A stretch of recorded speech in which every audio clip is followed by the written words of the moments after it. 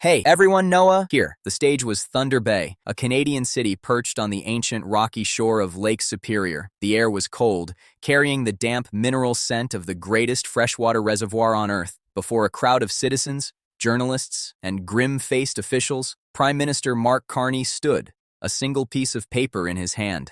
It was not just a new law, it was a tectonic shift in the balance of power between two nations. With a final signature, he enacted the Great Lakes Protection Act. There had been no last-minute calls to Washington, no diplomatic courting, no phase-in for the largest economy on the continent. It was immediate, absolute, and unilateral. "They are not just lakes," Carney said, his voice cutting through the wind. "They are the lifeblood of our nation, and we have watched for too long as it was treated as an infinite commodity for others. That ends now. Not one drop leaves this Canadian basin without our explicit sovereign permission." In that moment, the quiet understanding that had governed North America for a century evaporated. Canada had just declared sovereignty over the very substance of life itself, placing a legal lock on a system that provides drinking water to 40 million people and fuels nearly $900 billion in annual economic activity. The gentleman's agreement was dead. In its place was a hard, undeniable fact. The United States water security now flowed through Canadian hands. For generations, the story of the Great Lakes was one of breathtaking abundance and effortless sharing.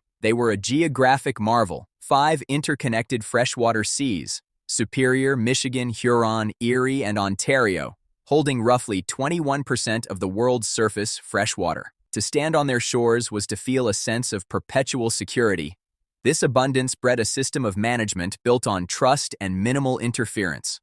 A complex web of informal agreements and joint commissions between 8 American states and 2 Canadian provinces ensured that cities like Chicago, Detroit, and Toronto could drink, that vast agricultural belts in Ohio and Ontario could irrigate, and that colossal industries from steel to automobiles could operate, all with the unspoken assumption that the water would always be there.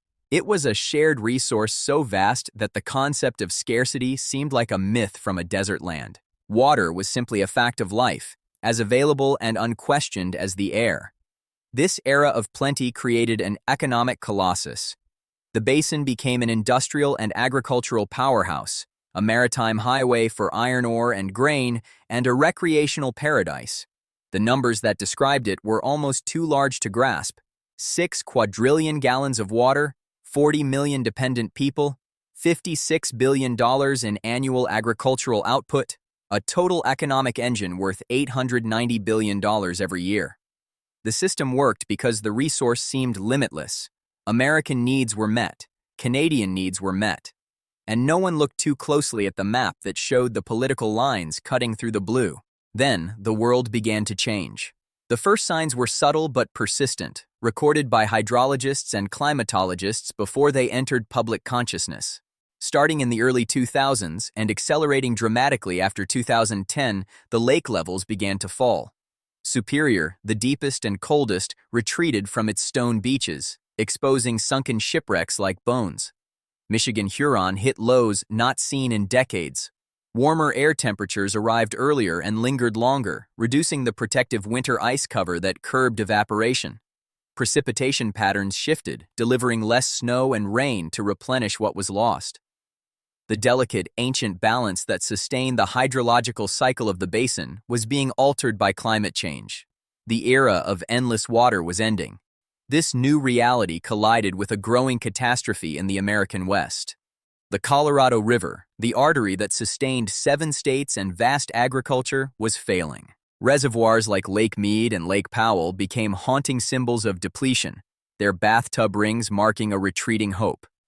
Aquifers under California's Central Valley, mined for decades, were dropping toward collapse.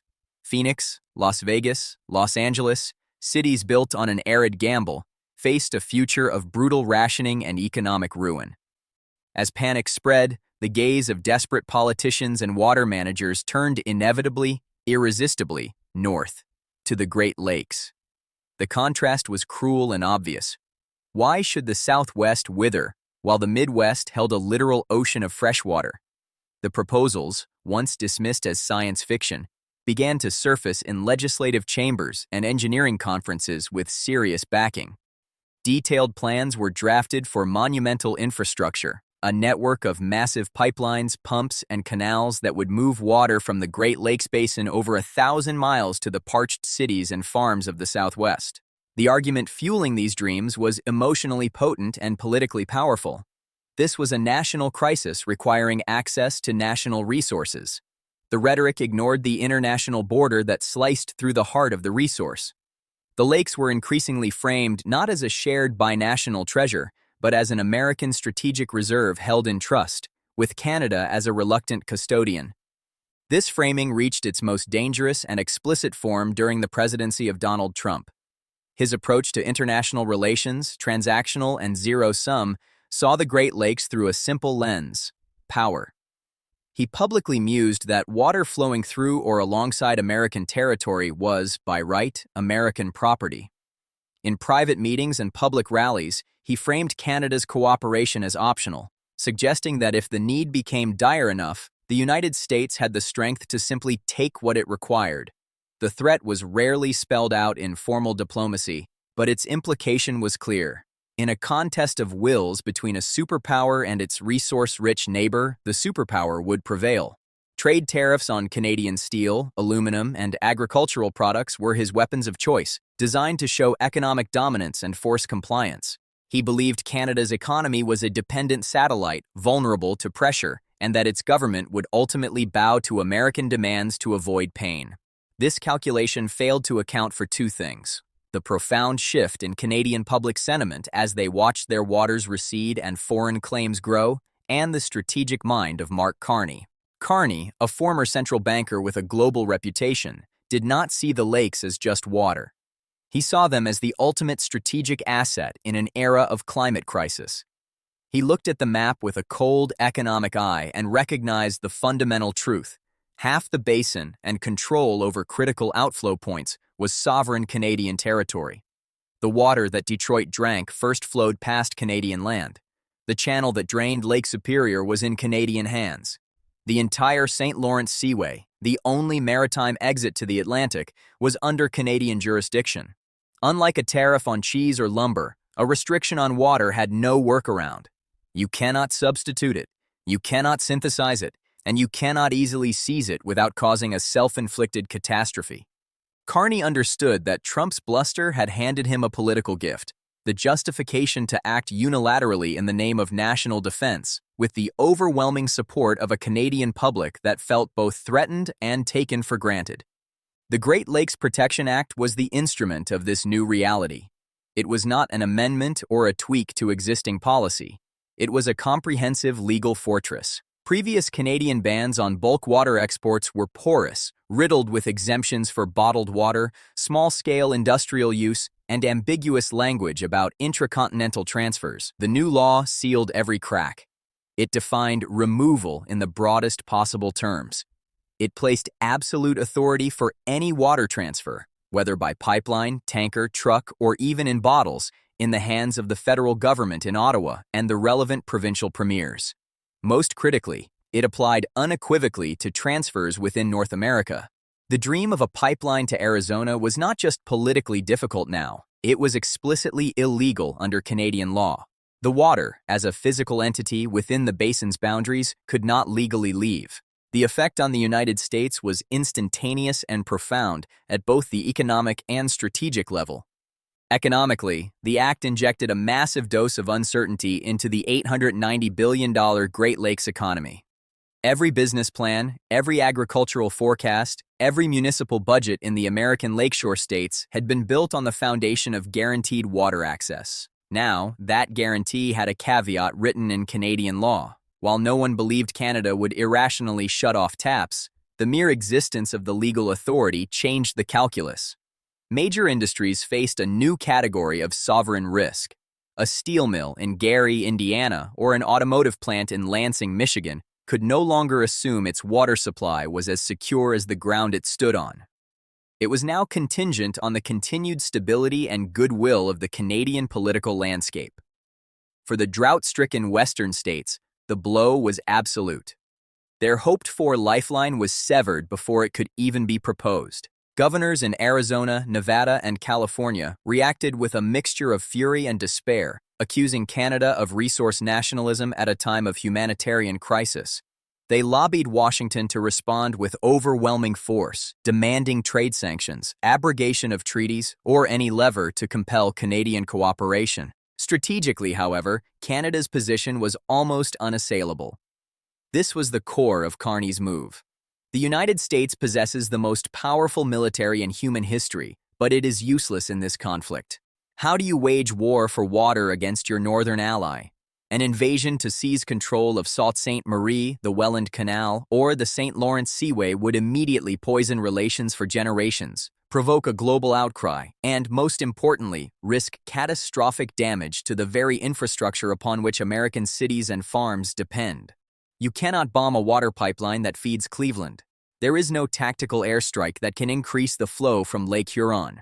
Military force is a blunt instrument, and water infrastructure is terrifyingly fragile. Furthermore, any overt act of aggression would instantly unite all of Canada in a way never seen before, transforming a political dispute into a national struggle for survival. Trump's threats of taking the water were revealed as empty, the rhetoric of a man who understood leverage but failed to see where the true leverage lay. His tariffs on Canadian goods suddenly seemed like a child's toy next to the adult weapon Canada had just revealed. Carney's response to the American outrage was a masterclass in political framing. He did not gloat. He did not threaten. He simply stated facts with calm, resolute clarity. He pointed to Canadian communities, particularly Indigenous communities, that faced their own water insecurity and boil water advisories despite living next to the Great Lakes.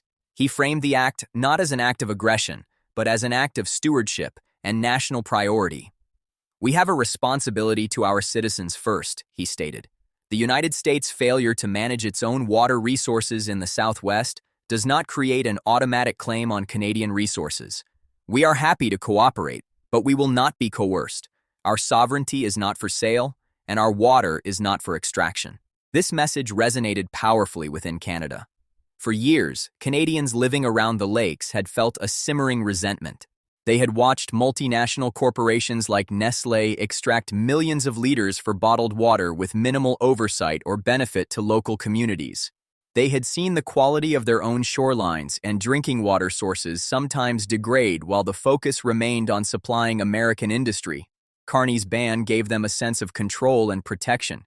It transformed the national mood from one of passive concern to one of empowered sovereignty. The number, $890 billion, now hangs over every negotiation, every trade discussion, and every diplomatic exchange between Washington and Ottawa. It is no longer just a measure of economic output, it is a measure of American exposure. That economic activity is the daily pulse of the American heartland. It is the wheat in Kansas that is milled using Great Lakes water, the cars built in Michigan, the electricity generated in New York, and the cargo ships moving ore through the lakes. All of it exists in a new paradigm where its most vital input is under another nation's legal control. Canada holds what strategists call escalation dominance. If the United States levies crushing tariffs, Canada can respond not just with symmetrical tariffs on goods, but by tightening environmental standards or permitting processes that subtly but effectively reduce the volume or quality of water available for American use. If American political pressure becomes too intense, Canada can slow-walk approvals for shared infrastructure projects or commission studies on ecological impacts that delay projects for years. The leverage is quiet, subtle, and devastatingly effective because the cost of calling the bluff is unthinkable for the United States. The long-term implications unfold against the relentless drumbeat of climate change. The droughts in the American West are not an anomaly. They are the new normal. The pressure to find new water sources will become existential, and the Great Lakes will shine like a mirage in the desert of American policy options. Political movements within the United States advocating for a radical reinterpretation of water rights, or even for challenging the border agreements themselves, will gain momentum. The Great Lakes Protection Act is Canada's preemptive strike in this coming century of resource scarcity. It is a declaration that the rules have changed before the crisis reached a fever pitch on its own shores. It establishes a precedent that sovereign control over natural resources, especially life-sustaining ones, is absolute and non-negotiable. In the end, Donald Trump's presidency, with its emphasis on raw power and unilateral demands, created the perfect conditions for Canada to make this move. By threatening and applying pressure, he dissolved the veneer of unbreakable cooperation that had prevented such a unilateral act in the past. He gave Carney the political cover to do what previous Canadian leaders might have considered too provocative. In seeking to demonstrate American dominance, Trump inadvertently exposed America's deepest dependence. He wanted a fight over things that could be traded, taxed, or tariffed. Instead, he provoked a confrontation over the one thing that cannot be bought or replaced when it is gone. The waters of the Great Lakes continue to flow, as they have for millennia, but their political meaning has been forever altered. They are no longer just a shared resource. They are a sovereign moat, a natural fortress, and the ultimate strategic reserve. The $890 billion corridor of American prosperity is not blockaded, but Canada has quietly, firmly installed the locks on the gates. Mark Carney holds the keys, and the message to Washington is as clear as the water itself. Cooperation is a choice, and from now on, that choice will be made on Canadian terms. The era of taking the water for granted is over. The era of negotiation has begun, and the United States, for the first time in the modern age, approaches the table not as the unquestioned superior, but as a supplicant for the one thing its power cannot command.